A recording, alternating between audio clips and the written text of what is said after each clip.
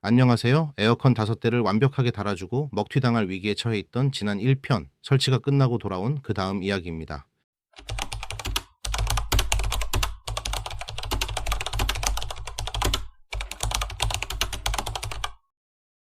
대표가 말한 월요일은 지났고 그 이후 몇 번의 통화가 있었습니다. 물론 저희 전화는 잘 안 받습니다. 그러다 어쩌다 한 번 어렵게 통화가 연결되면 매번 이런 식. 요? 여보세요? 예예. 예, 안녕하세요. 저 에어컨 설치 팀인데요. 아, 예예예. 네. 사무실에서 입금이 안 됐다고 연락. 아, 내가 어제 해주기로 했는데 오늘 좀 들어갈 거예요. 여보세요? 예, 여보세요? 예. 예, 사장님. 아, 어제 우리가 못 보냈다고 하더라고. 그래서 내가 빨리 좀 처리해달라고 그랬거든. 너무 전화도 안 받으시고. 여보세요? 여보세요? 예예. 예, 에어컨 팀인데요. 예예. 아니, 입금은 어떻게? 아, 좀만 더 기다리고 있십시오. 내가 통화 한번 해볼게요. 좀 바로 좀 부탁드릴게요. 예. 네.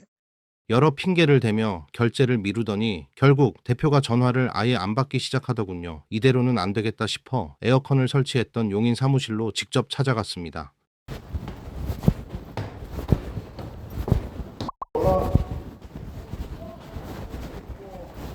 대표는 없고 직원들만 있네요. 안녕하세요. 그 대표님 계신가요? 안 계세요? 전화를 안 받으셔가지고. 그 에어컨 설치하는 팀인데요. 그럼 누구한테 말씀드려야 돼? 어디요? 결제 때문에 오셨나? 네. 제가 말씀드릴게요. 아니, 말씀드릴 게가 아니라 아, 네네네. 전화로 안 받아도 돼요. 오늘 바꿔 갈 건데. 네. 잠시 후 상급자인 것 같은 분이 나옵니다. 대표가 전화 준다고 그래서 전화했는데 전화 준다고 그래서 한번 받아보세요. 저도 전화했어요. 아니, 그 전화 이제 전화가 아니라 그냥 오늘 바꿔 갈 거라고 저는. 오늘 바꿔 입금을 해주세요. 계산도 다 발행됐고 그냥 오늘은 저는 바꿔 갈 거니까 뭐 전화를 주실 필요 없어요. 제가 뭐 사장님과 통화할 필요가 없잖아요 지금 이제는. 어쨌든 전달을 했어요. 예. 전화 누가 입금을 해주는 거예요? 대표님이 그냥 네. 본인이 이렇게 입금을 해주시는 거예요? 그러니까 저한테는 뭐 누구한테 전화를 해서 입금을 해주겠다, 뭐 격리가 없으니까 뭐 가서 해야겠다, 이 전화를 제가 몇 번을 받다가 이제는 전화를 안 받아요. 제 전화를 저희 사무실 전화도 안 받고. 그러니까 오늘은 저는 그 입금을 받고 갈 생각으로 온 거라 지금 한참 바쁜데 일도 못 하고 왔어요.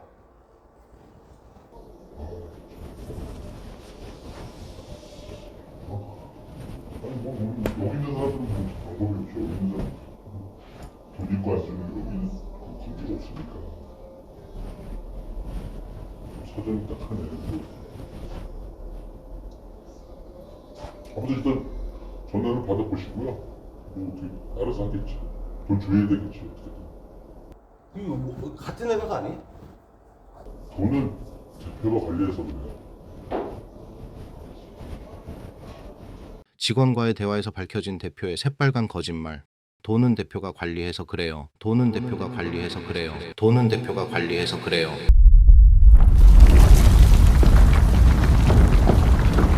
격리가 퇴근해서 월요일에 준다더니 애초에 존재하지도 않는 격리 핑계를 대며 대놓고 거짓말을 한 거였습니다. 사무실로 찾아간 뒤로는 연락이 조금씩은 되더군요. 하지만 온갖 핑계를 대며 입금은 차일피일 미뤄지는 상황. 이젠 말 대신 법으로 해결할 때가 된 것 같습니다. AI에게 도움을 요청해 봅니다. 상황을 비교적 자세하게 설명해 줬더니 내용 증명, 통장 가압류, 지급 명령, 고소장 순으로 로드맵을 딱 짜주네요. 돈 안 준 건 민사로, 결정권을 다 쥐고 속인 건 사기죄로 형사, 즉 민형사 모두 진행이 가능하다고 알려줍니다. 재미나의 도움을 받아 바로 내용 증명부터 작성하고 우체국에서 발송합니다. 여기서 잠깐, 대부분 잘못 알고 계시는 사실 하나 짚고 넘어갈게요. 많은 분들이 내용 증명은 꼭 3번을 보내야 법적 효력이 생긴다고 생각하시는데요. 결론부터 말씀드리면 전혀 아니라고 합니다. 단 한 번만 보내도 상대방에게 의사를 전달했다는 증거로서의 효력은 충분합니다. 내용 증명은 사업장으로만 보냈습니다. 인터넷 등기소를 통해 상대 법인의 등기부등본을 열람하면 회사 대표의 집 주소도 알 수 있지만 직원들이 상시 근무 중인 회사로 보내면 반송될 일이 없겠다 싶었죠. 상대 대표가 하는 행태로 보아 집으로 보내봤자 반송될 게 뻔합니다. 바로 다음날 내용 증명이 잘 배달됐다고 카톡이 오네요. 그런데 기일 내에 입금하라는 내용 증명을 받은 바로 다음 날부터 이젠 아예 수신 차단이 된 것처럼 연락이 완전 두절됐습니다. 내심 이걸로 해결되길 바랬는데 제가 너무 세상을 아름답게만 봤나 봅니다. 자, 그럼 이제 다음 단계로 넘어갈 차례입니다. 재민이가 알려준 로드맵을 바탕으로 각종 포털 검색과 지인들의 조언을 종합해 봤습니다. 통장 가압류는 들어가는 절차나 비용에 비해 법원의 심사가 매우 까다로워서 기각될 확률이 높다고들 하네요. 그래서 차라리 고소장부터 접수하라는 의견과 당장 가서 에어컨부터 떼오라는 의견이 지배적입니다. 든든한 조력자 재미나이와 다시 상의해 봅니다. 우선 왜 어려운 통장 가압류부터 순서를 짜줬는지 따져봤는데요. 이유는 상대 법인이 돈을 빼돌리기 전 먼저 빨리 돈을 묶어둬야 하기 때문이라네요. 다음은 설치된 에어컨을 떼오는 건 어떨지 물어봅니다. 절대 하면 안 된다고 당부하네요. 주거침입죄, 건조물침입죄, 재물손괴죄, 절도죄, 권리행사방해죄 등등 뭐가 일이 많은지 내가 피해자인데 더 큰 범죄자가 될 수도 있겠군요. 그럼 고소장 접수와 전자소송 순으로 진행해 보겠습니다. 근데 어디서부터 시작하지? 너뿐이 없다, 잼잼아. 우선 경찰청 홈페이지에서 고소장 표준 양식을 다운받아 작성하는데요. 의외로 복병이었던 건 증거로 제출할 녹취서 작성이었습니다. 보통 녹취서는 편집 왜곡 등의 가능성이 제기될 수 있어 객관성 확보란 이유로 속기사를 통해 작성해야 한다고 합니다. 하지만 제 경우 사건의 내용이 심플 명확하고 또 증거로 쓸 녹취서가 그리 많지 않아 AI의 도움을 받으며 직접 작성해 보기로 했습니다. 우선 상대 대표와 통화하면서 결제 권한이 마치 다른 사람에게 있는 것처럼 속인 부분, 차일피일 입금을 미루며 댔던 핑계들, 그리고 용인 사무실에서 직원과 나눈 대화 내용을 바탕으로 작성해 봅니다. 근데 역시 쉬운 게 하나 없네요. 겨우 1분 남짓한 대화를 문서로 옮기는 것조차도 쉽지가 않더라고요. 제가 너무 만만하게 봤습니다. 가장 어려웠던 건 들리는 발음 그대로를 한글로 받아 적어야 한다는 건데요. 572만 3천원은 572만 3천원으로 5월 8일은 5월 8일로 써야 하며 대화 흐름상 저번에로 이해했어도 들리기에 저번에로 들렸다면 들리는 그대로를 입력해야 합니다. 이는 임의로 대화 내용을 편집 가공했다 판단할 수도 있기 때문이랍니다.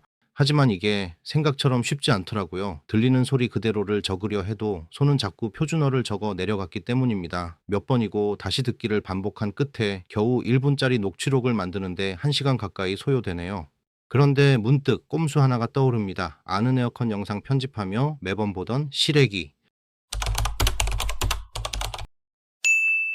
곧바로 영상 편집 프로그램에 음성 파일을 넣고 자동 캡션 기능을 눌러봅니다. 오, 대략 성공적인 전략이었습니다. 음성이 나오는 위치에 들리는 소리대로 자막이 생기네요. 일이 확 줄었습니다. 조금씩만 수정하면 되겠네요. 올해 제가 한 일 중 가장 칭찬받을 일인 것 같습니다. 여튼 여차저차 녹취록 5개가 완성됐고 이제부터는 정말 쉽습니다.